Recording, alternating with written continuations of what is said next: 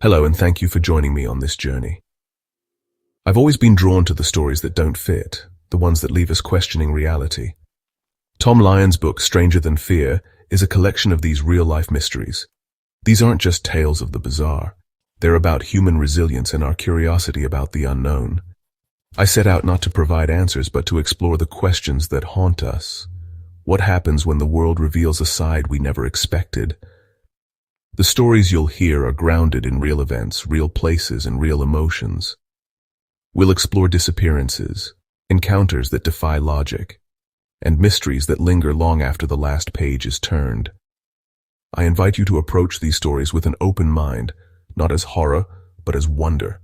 Our world is more mysterious and complex than we realize, so get comfortable. We're about to step into a world where the line between possible and impossible blurs. Let's begin our exploration into stories that are, in every sense, stranger than fear. One of the most haunting stories I've encountered is the disappearance of the Miller family at Whispering Creek. In 1988, the Millers, experienced campers, vanished overnight from their campsite. Their belongings were left untouched, food half-eaten, tent zipped from the inside, car locked nearby. Search teams found no footprints, no signs of struggle, and tracking dogs lost the scent within feet of the site. It was as if the family simply evaporated. Investigators were baffled. No logical explanation ever surfaced. The case remains open, a chilling reminder that some mysteries defy all reason. The Miller family's story taps into our deepest fear, disappearing without a trace. It's a glitch in reality, a tear in the fabric of the world we know. For the community, the Millers are a quiet reminder that some questions may never be answered. Their story forces us to confront the possibility that there are forces at play we do not understand. Sometimes the world simply refuses to give us closure, and that is what makes this story linger. Now let's turn to the story of Arthur Findlay, known as the Radio Man. In the 1970s, Arthur was a beloved amateur radio operator in a small Midwest town. His nightly broadcasts were a comfort to many, until one stormy evening when everything changed. Arthur's voice, usually calm, became panicked as he described strange signals, cold, rhythmic, and seemingly responsive. Listeners reported hearing odd melodic tones beneath his frantic words. "It's not static. It's right here," were his last words before the broadcast cut out. The next morning, Arthur was gone. His shack was undisturbed, but his radio equipment was fried as if hit by a massive surge. No trace of Arthur was ever found. Officially, he wandered off. But those who heard his final broadcast believe something else happened. Arthur's story resonates with our modern anxieties about technology and the unknown signals that surround us. What if something else is communicating through the static? His tale is a cautionary one, about listening too closely to the noise between stations. It's a mystery that blends loneliness with the fear of what might be hiding in the invisible spectrum.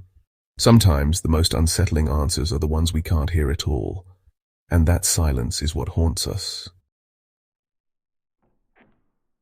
Now, let's talk about a place, a house that seemed to remember lives it never lived. The Jensen family moved into a quiet suburban home in the early 2000s. At first, everything was normal. Then came faint music at night, the scent of pipe tobacco, and their daughter Chloe's stories of an other family. Chloe described a man with a pipe and a woman who loved to dance, names and details she couldn't have known. The turning point: Mr. Jensen found a box of old photos in the attic. The people in them matched Chloe's descriptions: Eleanor and James Gable, the home's original builders. The Gables had died decades earlier, far from home. The Jensens realized their house wasn't haunted by fear, but by memories, echoes of happiness replaying themselves. This story isn't about terror, but about the persistence of memory and love. Can a place hold on to the emotions of those who lived there? The Jensen family's experience suggests that joy and presence can leave echoes as powerful as tragedy. It challenges our understanding of memory and consciousness. Sometimes the past lingers not to frighten us, but to remind us of the beauty that once was. The house that remembered is a story of mystery, but also of connection. It's less about fear and more about the profound mysteries that make us human. Some echoes are meant to be heard. Our final story takes us to Route 78, a lonely highway with a chilling reputation. For decades, drivers have reported the sensation of an unseen passenger, a weight in the seat, a sudden chill, faint whispers, and radios switching to old melancholic music. The feeling is overwhelming, not malicious, but deeply unsettling. It lasts for miles, then vanishes. What makes this story compelling is the consistency.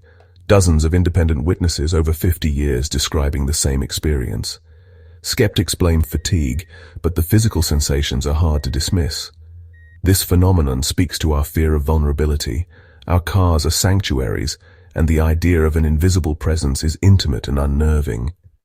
The unseen passenger reminds us that the most frightening mysteries are the ones that get close, quietly, when we least expect it. Sometimes the unknown rides with us, and we're left wondering if we're ever truly alone. Each of these stories connects to a fundamental human emotion, the fear of the unknown. It's not just about being scared of the dark, it's about what happens when the rules we rely on suddenly break down. The Miller family's disappearance shatters our illusion of control. They did everything right, yet vanished. Arthur Findlay's story warns of the dangers of forbidden knowledge. What if some mysteries are best left unsolved? The unseen passenger and the house that remembered show the unknown invading our most personal spaces. Our homes and cars are supposed to be safe. When the unexplained breaches these sanctuaries, it feels like a violation. These stories remind us that the boundary between out there and in here is thinner than we think. The mysteries of the world aren't just in remote forests. They can be right beside us. We are never truly alone with the unknown, and that's what makes these stories so powerful. When we hear these stories, it's easy to feel fear or curiosity, but empathy is just as important. Behind every strange tale is a real person or family whose life was changed forever. Imagine being the park ranger who found the Millers' empty campsite, or the friends who lost Arthur Findlay to the static. These aren't just characters. They're people who lived with the aftermath of the impossible. The Jensen family had to protect their child while facing something far outside normal experience. Empathy means respecting their courage and their willingness to coexist with mystery. These are not just puzzles, they're deeply personal, often traumatic experiences. By showing empathy, we move beyond fear and connect through shared humanity. Feeling for them allows us to explore these mysteries with respect and care. Why do we seek out these stories even when they touch our deepest fears? We're creatures of curiosity, drawn to puzzles that challenge our understanding. These mysteries remind us the world isn't fully explained. There are still uncharted territories. They let us confront our fears safely from the comfort of our own homes. It's cathartic, a way to practice for life's uncertainties. In a world of science and certainty, stories of the unexplained reignite our sense of wonder. They remind us that magic might still exist, and that not everything has been discovered. Sharing these stories connects us, creating community through shared curiosity and vulnerability. In facing the unknown together, we find common ground. We are not alone in our fear or our wonder. In the end, exploring the strange isn't about succumbing to fear, it's about learning to face it. The stories in Stranger Than Fear invite us to question, to wonder, and to embrace the beauty of mystery. By walking alongside those who lived these events, we discover our own resilience and empathy. My hope is that these tales leave you with wonder, not dread. Our reality is layered and complex, filled with echoes and whispers. Listening may not bring answers, but it brings connection. The world is mysterious, and that's a wonderful thing. We're all on this journey together, trying to make sense of the strange and beautiful. Keep your eyes and mind open. You never know when you'll stumble upon a story of your own. Thank you for joining me in exploring what it truly means to be human in a vast, enigmatic universe. Links to books, Stranger Than Fear, in the description.